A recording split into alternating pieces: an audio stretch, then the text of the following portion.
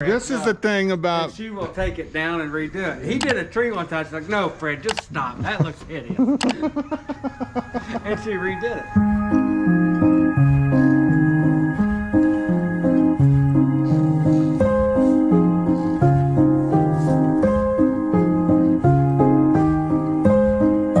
So this is the thing about Garland is you can't usually, this is one long piece, but, or is this two short pieces? Yeah. Two 9-foot pieces? Two pieces, yeah, put together. Two pieces put together.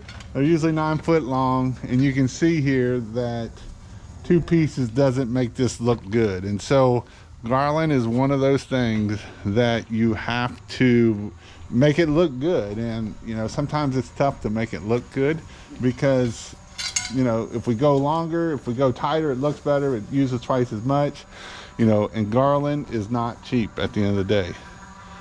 You can pay anywhere from $40 to $80 for a 9-foot section. And so Garland is one of those things that is very expensive and it costs a lot. So this is what happens with Garland, that you either got to go twice as much or add another section so we can get a couple more loops around it, because Garland can look bad sometimes, and when people are paying this kind of money for it, you got to make it look good.